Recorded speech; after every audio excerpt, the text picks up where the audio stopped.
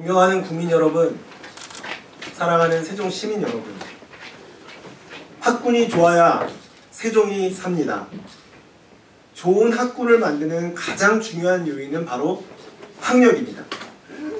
제 두 번째 공약은 세종시 중고등학생들의 학력 신장을 이룰 제2의 학교, 대치동 부럽지 않은 세종공립학원을 설립하는 것입니다.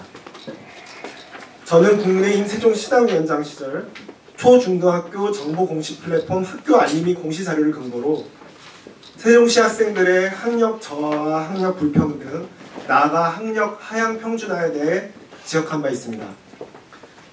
학생들의 기초 학력 보장을 하기 위해 필요한 교육청 주관의 학업 성취도 평가를 교육청과 전교조가 체결한 단체 협약이 가로막고 있다며 그 시정을 촉구하기도 했습니다. 지난해 통계청이 발표한 2020년 기준 시도별 사교육 참여율 지표에 의하면 세종시는 사교육 참여율 전국 3위, 학생 1인당 월평균 사교육비 지출 전국 4위라는 오명에서 벗어나지 못하고 있습니다. 공교육이 붕괴되면 기회 사다리가 무너집니다. 자녀 교육을 떠올리면 느끼는 막막함과 불안감은 초저출산으로 이어집니다. 기회의 빈곤으로 자기가 가진 꿈을 싹 틔우지 못하는 나라, 저출생의 늪에 빠진 나라, 그런 나라의 미래는 없습니다.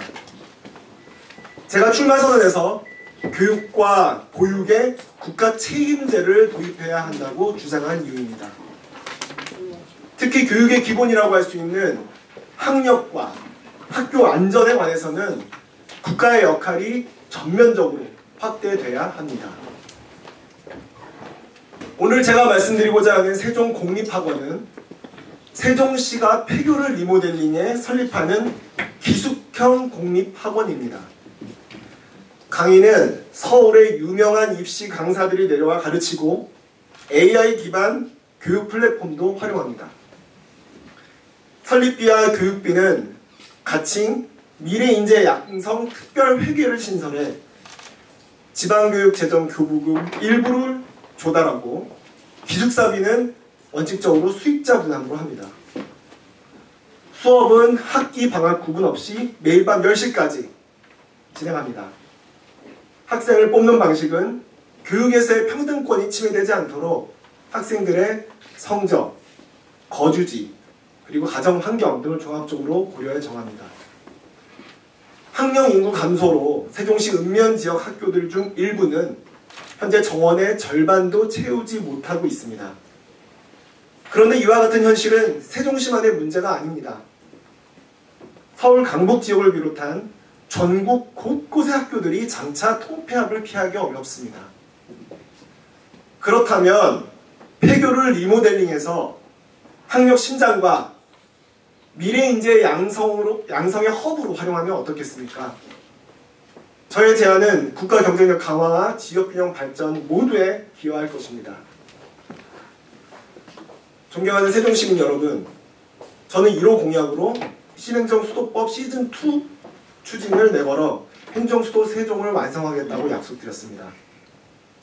하지만 행정수도 세종이 된다고 저절로 사람이 모이고 돈이 도는 것은 아닙니다. 사람과 돈은 일자리가 많은 지역에 몰리게 마련이고 일자리는 기업이 만듭니다. 행정수도 세종은 국민적 결단에 의해 완성되지만 풍요로운 세종은 기업에 의해 완성됩니다. 기업은 교육 환경이 좋은 곳을 찾습니다. 석박사급 전문 인력을 배출할 대학이 있어야 인재를 구하기가 쉽고 또 자녀를 교육시키기 좋은 학교가 있어야 구한 인재를 잡아주기 쉽기 때문입니다.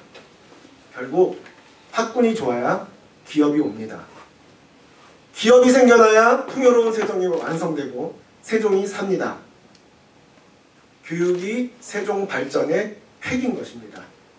그런 취지에서 2호 공약 세종공립학교 설립을 시민 여러분께 약속드립니다.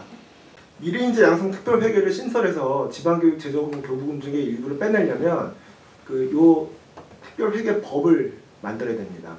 지금 실제로 이렇게 하고 있는 특별회계가 따로 있습니다. 그건 이제 대학 교육과 관련해서 지금 이제 가는 지방교육재정교부금 중에 일부를 대학에 관한 투자로 쓸 수 있게끔, 재원을 쓸 수 있게끔 그 관련된 특별회계법을 하나 만들어서 지금 가고 있거든요. 그래서 지방교육재정교부금법에 보면은 그렇게 예외 조항이 들어가게 됩니다. 전체 내국세의 몇 %가 지방교육재정교부금으로 딱 할당돼 있는데 그 중에서 몇 개는 예외로 한다, 뺀다. 그 중에 하나가 아까 말씀드렸던 대학 특별회계 그게 하나가 있는 거고요. 또 하나를 미래인재 양성 특별회계라는 걸 만들어서 거기에 법안에 넣는다는 거죠.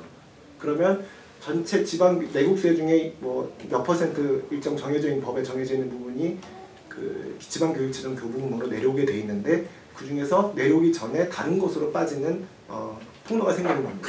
그렇게 해서 조달을 할 거고요. 그렇게 하면은 그거는 시 재원이 들어가지가 않습니다. 그런 장점, 일단 그게 첫 번째고요. 또 하나는 이거는 이제 제가 국회에 되면은 LH를 얘기해봐야 될 문제인데 지금 세종시는 기자분들 다 아시겠지만 개발부담금 문제가 있습니다. 개발이 환수법에 따라서 지금 세종시가 LH가 지금 세종시한테 줘야 하는, 세종시가 부과할 수 있는 개발부담금이 지금 상당히 있는데요. 지금 그거에 대해서 이제 세종시가 부과해서 그걸 해소하는 방법도 있지만 이게 학교 리모델링이라든가 폐교 리모델링이라든가 이런 어떤 설립, 그 물리적인 어떤 교사의 설립 같은 경우에는 LH가 굉장히 그건 또 잘할 수 있는 부분이기도 하거든요. 그래서 기본적으로 미래인재양성 특별회계를 통해서 설립과 그리고 교육 모두를 맞게 하되 세종시의 경우에는 개발 부담금이라는 별도의 또 여지가 있습니다. 그래서 그거를 좀 구체적으로 하려면 이제 각 기관들 간의 협의를 거쳐야 되는데 그거는 제가 국회의원 되면 할 일입니다. 세종공립학원의 초점은 입시에 있지가 않습니다. 기초학력 증진에 있습니다. 기초학력 보장에 있습니다.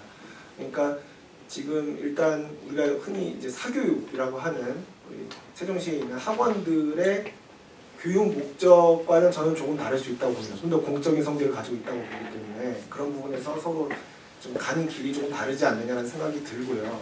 또 하나는 뭐냐면 공교육과 사교육은 원래 그렇게 건강한 경쟁 관계를 가져야 됩니다. 지금처럼 공교육이 형편없이 무너진 상황에서 학생들이 속수무책으로 사교육 시장을 내몰리는 거는 그냥 방치해서는 안 된다고 생각합니다. 그 공교육을 보강해서 사교육 시장과 건강한 경쟁 관계를 이룰 수 있는 방법으로 세종공립학원을 만들자는데 그거를 거부한다면 그거는 사교육 독점 체제를 유지하자는 얘기와 전 크게 다르지 않다고 생각합니다. 그만큼 공교육 붕괴 현실이 심각하기 때문에 공교육 내에서도 이 세종공립학원이라는 것을 설립함으로써 공교육 내에서도 경쟁이 있을 수 있고요. 또 공교육 전체와 우리 사교육 시장에 있는 학원들과의 민간 학원들과의 경쟁이 있을 수 있습니다. 그렇게 경쟁 관계가 이루어져야 기초학력이든 아니면 뭐 입시를 위한 학력이든 뭐든 그게 서로 학생들 결국 최고의 수익자는 이제 학생들이어야 하니까요. 학생들한테 도움이 되는 방향으로 되지 지금처럼 어느 한쪽이 완전히 무너진 상황에서는 학생들한테 도움이 되지 않습니다.